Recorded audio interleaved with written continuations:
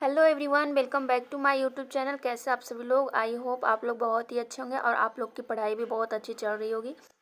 तो हम लोग यहाँ पे प्रीवियस ईयर क्वेश्चन देखेंगे, जो कि किसका है? हेल्थ प्रमोशन का। हेल्थ प्रमोशन का क्या है? प्रीवियस ईयर क्वेश्चन देखेंगे, जिसमें कि बहुत इम्पोर्टेंट होने वाला ये सेशन, जो कि अब अगर आप लोग बीटीएससी बिहार एएनएम या फिर UP triple SC ANM, UP NHM ANM की तैयारी कर रहे हैं या फिर किसी भी नर्सिंग रिलेटेड एग्ज़ाम की तैयारी करें, तो ये आप लोग के लिए बेस्ट होने वाला है, क्योंकि ये एक PYQ है, जिसमें कि आप लोग को पता चलता है कि कैसा क्वेश्चन पूछा जाता है एग्ज़ाम में और लेवल कैसा रहता है। तो हम लोग यहाँ पे हेल्थ प्रमोशन के बारे में बात करेंगे। हेल्थ प्रमोशन, जिसमें कि हम लोग 100 क्वेश्चन देखेंगे और इससे आगे का जो 100 क्वेश्चन है उसके बाद भी फिर इसका जो है लगातार PYQ जो है वो करते रहेंगे। तो हम लोग टाइम वेस्ट ना करते हुए सेशन को स्टार्ट करते हैं। चलिए हम लोग स्टार्ट करते हैं सेशन को। क्वेश्चन नंबर फर्स्ट, भोजन व शरीर के मध्य होने वाली प्रतिक्रियाओं का परिणाम क्या है? भोजन और शरीर के मध्य, तो ये क्या होता है? न्यूट्रिशन। न्यूट्रिशन राइट आंसर हो जाएगा ऑप्शन नंबर बी। आगे हम लोग देखेंगे, खाद्य पदार्थ में उपस्थित कार्बनिक व अकार्बनिक पदार्थ जो कि शरीर की क्रिया प्रणाली के लिए आवश्यक है, वो क्या कहलाते हैं? तो कार्बनिक और अकार्बनिक पदार्थ जो होते हैं वो क्या कहलाते हैं? न्यूट्रिएंट। क्या कहलाते हैं? न्यूट्रिएंट। आगे हम लोग देखेंगे क्वेश्चन नंबर 3, मानव शरीर के लिए आधारभूत पोषक पदार्थ है। आधारभूत पोषक पदार्थ, तो वो होता है क्या? वाटर। वाटर जो है आधारभूत पोषक पदार्थ है। आगे है 4 नंबर, एनर्जी प्रदान करने वाले पोषक पदार्थ है। वो कौन से पोषक पदार्थ जो हम लोग को क्या एनर्जी प्रोवाइड करते हैं, एनर्जी प्रदान करते हैं? तो वो क्या है? वो क्या है? प्रोटीन। आप लोग को ध्यान रखना है, प्रोटीन। आगे का क्वेश्चन हम लोग देखते हैं। 5 नंबर, डैश को छोड़कर निम्नलिखित सभी आयरन ओरल सप्लीमेंट है। Ferrous citrate, ferrous sulphate, ferrous gluconate, ferrous gluconate. तो कौन को छोड़कर सभी आयरन के ओरल सप्लीमेंट है? तो फेरस साइट्रेट, फेरस सल्फेट और फेरस ग्लूकोनेट, ये सभी क्या है? आयरन के सप्लीमेंट होते हैं। एक को छोड़कर पूछा गया तो कौन सा नहीं होगा? राइट आंसर क्या होगा? Ferric gluconate. Ferric gluconate. और आयरन के सप्लीमेंट कौन कौन है? तो ferrous citrate, ferrous sulphate, ferrous gluconate.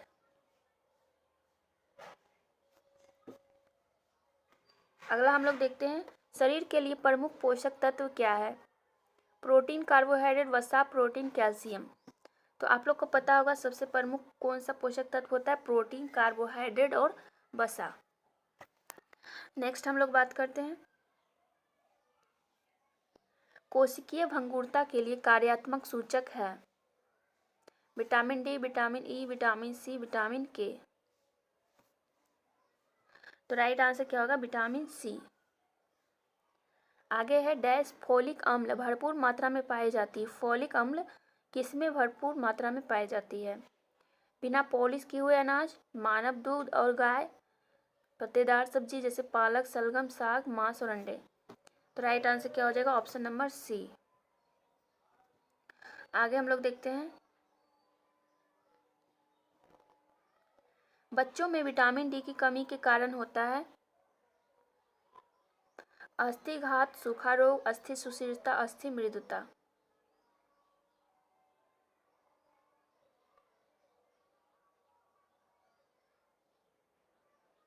तो राइट आंसर क्या हो जाएगा? सूखा रोग। नेक्स्ट हम लोग बात करते हैं 9 नंबर, डैश को छोड़कर निम्नलिखित सभी व्यक्तिगत तरीके जिनका उपयोग पोषण शिक्षा कार्यक्रमों में किया जाता है। गृह इच्छा, व्यक्तिगत संपर्क या साक्षात्कार, समूह कक्षा, शिक्षण, निजी पत्र। तो राइट आंसर क्या हो जाएगा? स्वास्थ्य शिक्षा जो होता है, पोषण शिक्षा कार्यक्रम में क्या करते हैं? समूह या फिर कक्षा में शिक्षा देते हैं। आगे हम लोग देखते हैं, पोषण सबसे महत्वपूर्ण प्रयोगशाला डैश जांच जो पोषण सर्वेक्षणों में की जाती है वह है मानव अभिलेखन, हीमोग्लोबिन का प्राकलन, एल्बुमिन शर्करा के लिए, आठ प्रजातियों के लिए। तो राइट आंसर हो जाएगा ऑप्शन नंबर बी, हीमोग्लोबिन का प्राकलन करने के लिए जो है पोषण सर्वेक्षण करते हैं। आगे हम लोग देखते हैं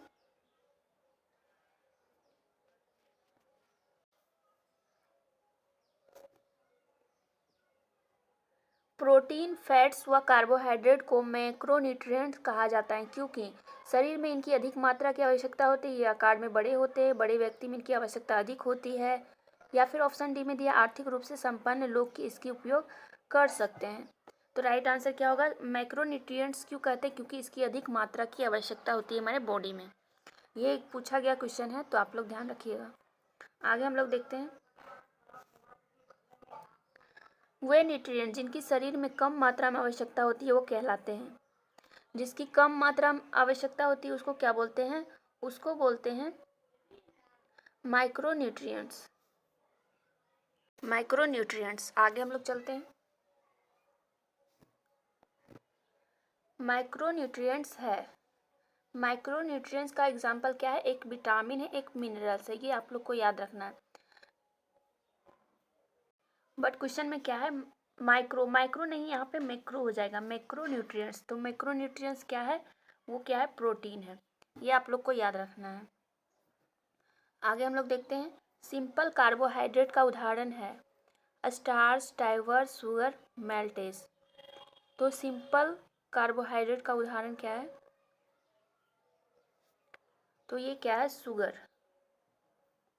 आगे है पॉलीसेकेराइड। क्या है? पॉलीसेकेराइड सेक्रेटीन है, पैरालैक्टोज है, डाइलिन है, या फिर मैल्टोज है। पॉलीसेकेराइड किसको बोलते हैं? जो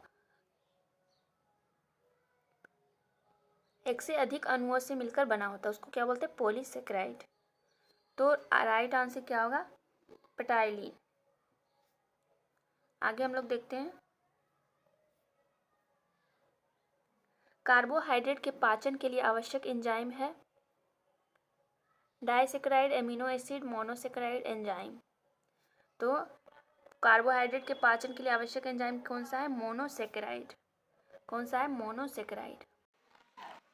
नेक्स्ट है कार्बोहाइड्रेट पाचन का अंतिम उत्पाद कौन सा है? Disaccharide, amino, monosaccharide enzyme. तो राइट आंसर क्या हो जाएगा? एंजाइम। ग्लूकोज के सेल्स तथा सेल्स तक ट्रांसपैरेशन में सहायक करने वाला हार्मोन कौन सा है? तो राइट आंसर क्या हो जाएगा? Option number C, insulin.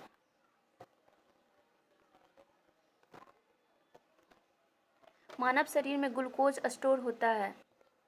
Glucose कहाँ पे स्टोर होता है? तो ये कहाँ पे होता है? लीवर में, याद रखना आप लोग को।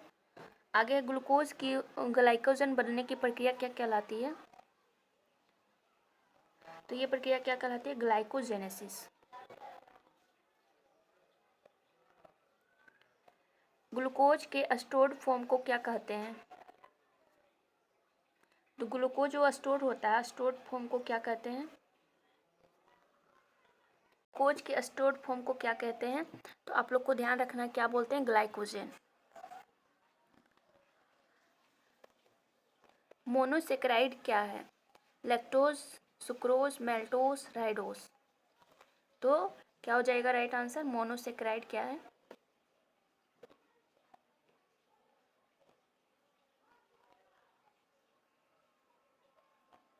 ये क्या है? राइडोज।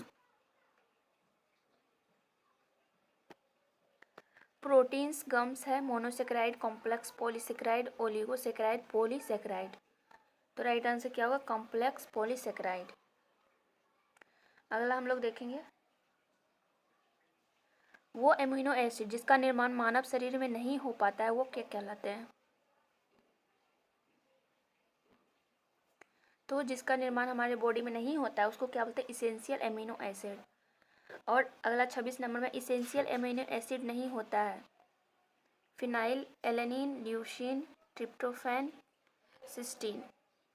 इसेंशियल एमिनो एसिड नहीं है, कौन सा उसका एग्जाम्पल हो जाएगा?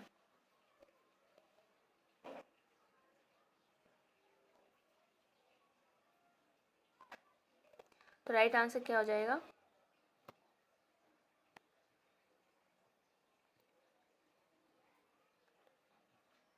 सिस्टीन। वे प्रोटीन जिसमें सभी इसेंशियल एमिनो एसिड होते हैं वो क्या कहलाते हैं? तो उसको क्या बोलते हैं? Complete protein.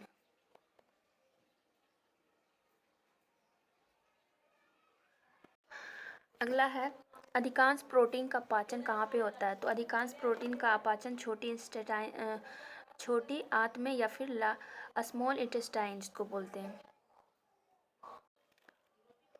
प्रोटीन डाइजेशन का अंतिम उत्पाद क्या है? Ammonia, ammonium carbonate, HCl, amino acid. तो प्रोटीन डाइजेशन का अंतिम उत्पाद क्या है? Amino acid. कंजुगेट प्रोटीन है phosphorus protein, protamines, protamine, histone. Right answer क्या हो जाएगा? Phosphorus protein. लिपिड्स के पाचन के लिए आवश्यक एंजाइम कौन सा है? तो ये लिपिड्स के पाचन के लिए बाइल। और आगे वाटर सोल्यूबल विटामिन कौन सा है? तो वाटर सोल्यूबल बी और सी आप लोग को याद रखना है।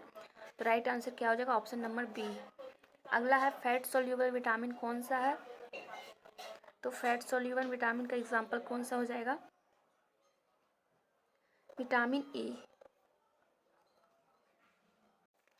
माइक्रो मिनरल है folic acid, magnesium, iodine, copper. तो राइट आंसर क्या होगा? मैग्नीशियम। माइक्रो मिनरल नहीं है।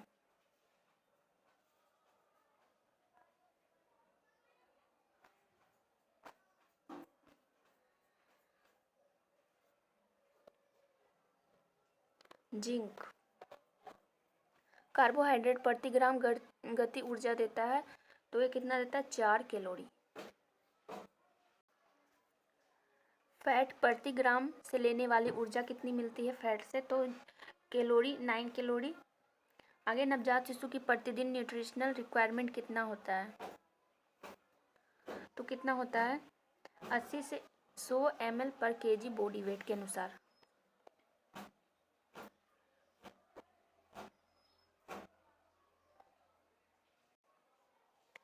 ब्रेस्ट फीडिंग के बाद इन्फेंट को संतुष्ट हो जाने का लक्षण क्या है?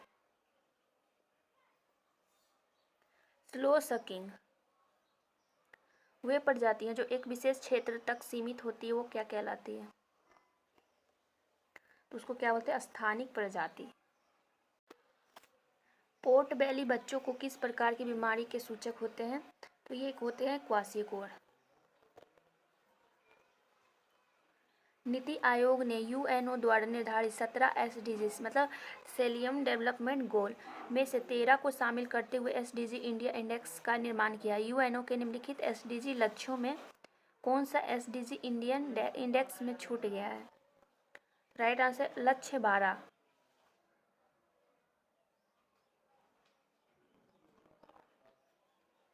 आहार में विटामिन डी की कमी से कौन से रोग होता है? तो विटामिन डी की कमी से रिकेट्स होता है। तो ऑप्शन में कोई भी नहीं है, तो राइट क्या हुआ? इनमें से कोई नहीं। निम्नलिखित में कौन सा स्वपोषी है, मतलब स्वयं भोजन बनाता है अपना? तो वो कौन सा है? पादप।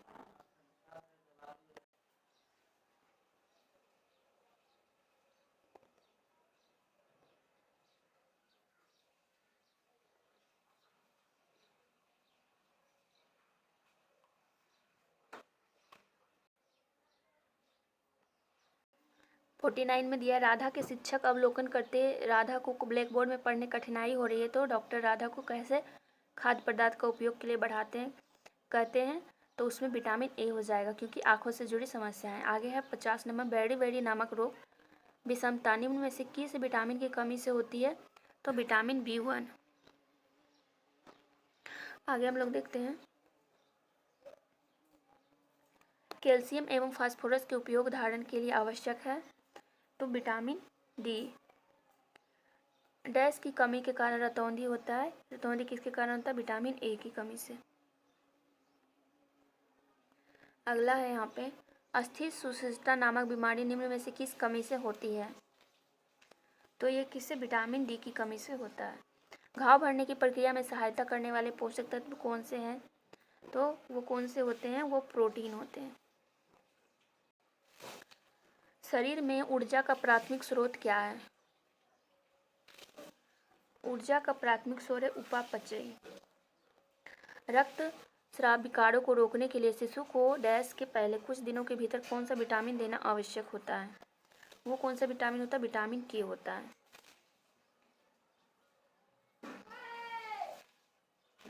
ओस्टियोपोरोसिस की रोकथाम के लिए किन दो पोषण तत्वों का पर्याप्त सेवन अति आवश्यक है?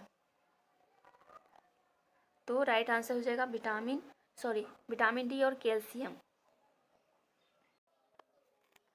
एक नर्स को शल्य चिकित्सीय उपकरणों को रोगाणु रहित करने की आवश्यकता होती है, जिसका उपयोग बाद में एसेप्टिक तकनीक की आवश्यकता वाली प्रक्रिया के लिए किया जाएगा। यह सुनिश्चित करने के लिए उपकरण बीजाणुओं सहित सभी सूक्ष्म जीवों में मुक्त एवं नर्स को रोगाणु रहित करने की कौन सी विधि उपयोग में किया जाता है? तो सबसे बेस्ट जो बीजाणुओं को रोग रहित करने का विधि होता है वो कौन सा होता है? ऑटो क्लीनिंग, या फिर इसी को क्या बोलते हैं? ऑटो क्लेविंग। आगे हम लोग देखते हैं, किस विटामिन की कमी से स्कर्वी होता है? स्कर्वी किससे होता है? तो विटामिन सी की कमी से होता है। निम्नलिखित में किस विटामिन की कमी से प्रनाशी अरक्तता का खतरा होता है? तो ये कौन से? Vitamin B12। प्रनाशी अरक्तता मतलब पर्नीशियस एनीमिया। अगला है, बच्चों में प्रोटीन की कमी से होने वाला रोग क्या है? प्रोटीन की कमी से कौन सा होता है? तो राइट आंसर हो जाएगा ऑप्शन नंबर डी, 1 और 2 दोनों।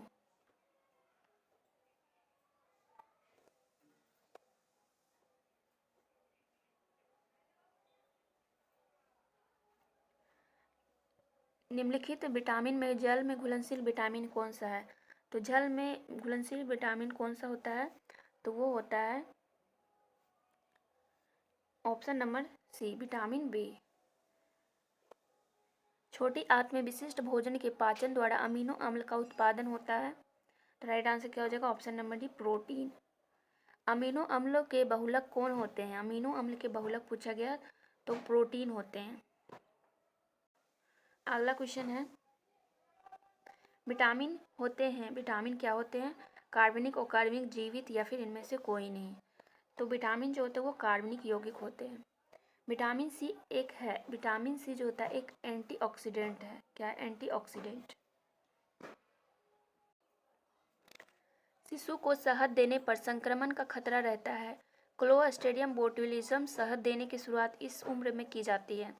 1 वर्ष की उम्र, 6 माह की उम्र, 9 माह की उम्र या फिर 4 माह की उम्र। तो राइट आंसर क्या होगा? 1 वर्ष की उम्र के बाद देते हैं। अगला क्या है, टोडलर एज में प्रतिदिन कैलोरी आवश्यक है? टोडलर की एज में प्रतिदिन कितना कैलोरी की आवश्यकता होती है? तो राइट आंसर हो जाएगा 900 से 1800 कैलोरी। निम्न में डायरी प्रोडक्ट में सबसे अधिक कैल्शियम पाया जाता है? कौन से डायरी प्रोडक्ट में? तो वो कौन सा होता है? स्किम्ड मिल्क में।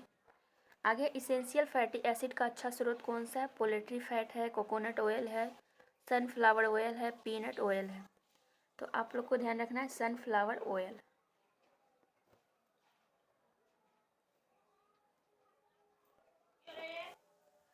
मानव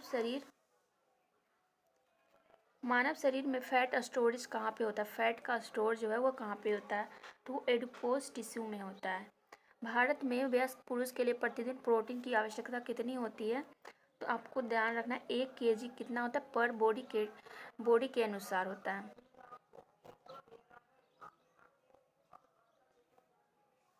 अगला है, मानव शरीर में प्रोटीन स्टेटस की जांच के लिए कौन सा टेस्ट करते हैं? तो वो कौन सा टेस्ट करते हैं? Serum albumin. 3D रोग किसकी कमी से होता है? 3D जो होता है वो किसकी कमी से होता है? नियासिन। ये आप लोग को याद रखना है। आगे है, इनफर्टिलिटी के लिए जिम्मेदार विटामिन कौन सा है? तो इनफर्टिलिटी के लिए जिम्मेदार विटामिन कौन सा? Vitamin E. आगे हम लोग देखते हैं,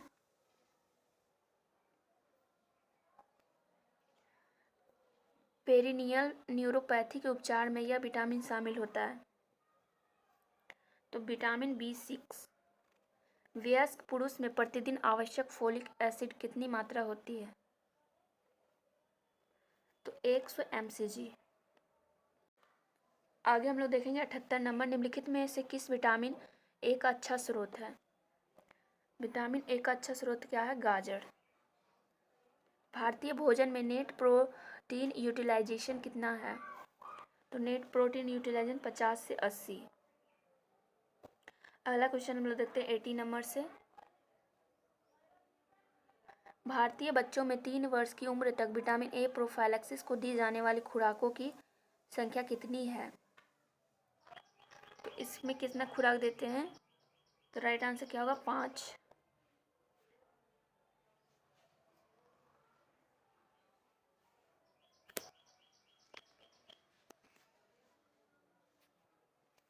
एक गर्भवती स्त्री में एनीमिया की रोकथाम के लिए गोलियां 100 mg एलिमेंटल आयरन गोली दी जाती है। इसकी न्यूनतम संख्या कितनी होती है? तो आप लोग को कितना याद रखना है? Option number C 100।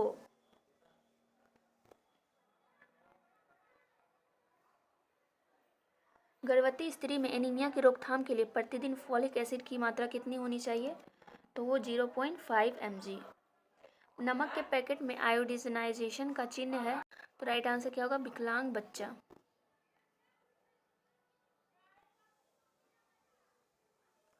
National iodine deficiency disorder control programme के तहत नमक उपभोक्ता स्तर आयोडीन की मात्रा कितनी होनी चाहिए? तो वो 15 ppm। NEERI द्वारा विकसित नलगोंडिया टेक्निक का उपयोग किया जाता है पानी के डिफ्यूजन के लिए, नमक में आयोडाइजेशन के लिए, पानी में क्लोरीन मिश्रित करने के लिए, फ्लोरिल युक्त टूथपेस्ट बनाने के लिए। तो राइट आंसर क्या हो जाएगा इस क्वेश्चन का? वो हो जाएगा पानी के डिफ्लोरेशन के लिए।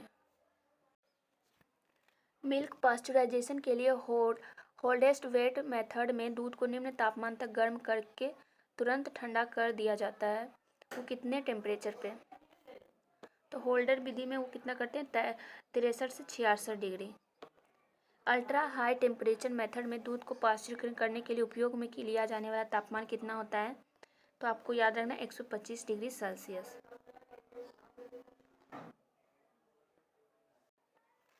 मानव शरीर के लिए ऊर्जा का सबसे अच्छा व सरल स्रोत कौन सा है? तो वो कौन सा है? कार्बोहाइड्रेट।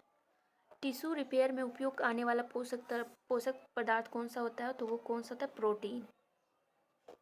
नेक्स्ट क्वेश्चन की ओर हम लोग चलते हैं 90 नंबर। शरीर के कुल वजन में पानी कितना प्रतिशत होता है? तो आप लोग को याद रखना है 60 से 70। फीडिंग ट्यूब के सही स्थिति में होने का पता चलता है इसका स्कल्टेशन द्वारा, पीएच द्वारा, एक्सरे द्वारा, ट्यूब का उपस्थित मार्क द्वारा। तो ये कैसे पता चलता है? स्कल्टेशन द्वारा। अगला है 92 नंबर में। फोलिक एसिड एब्जॉर्प्शन कम करने वाली दवाई कौन सी है? तो ये है सोडियम बाइकार्बोनेट। आगे भूख बढ़ाने वाली दवाई कौन सी है? तो ये राइट आंसर हो जाएगा क्रिप्रोहेप्टेड। भारी काम करने वाली एक वयस्क गर्भवती महिला के लिए अनुशंसित दैनिक ऊर्जा की मात्रा कितनी होती है? तो आपको ध्यान रखना 2900 कैलोरी। आगे है 95 नंबर। स्तनपान कराने वाली माँ को पहले 6 महीने के दौरान दैनिक आवश्यकता से अधिक अतिरिक्त कैलोरी की आवश्यकता होती है। वो कितनी होती है? तो 550 कैलोरी स्तनपान के दौरान। अगला हम लोग देखेंगे भारी काम करने वाली एक वयस्क महिला के लिए अनुशंसित दैनिक ऊर्जा कितनी आवश्यकता होगी? ऊर्जा की पूछा गया है। तो वो कितना होगा? 2400 किलो कैलोरी।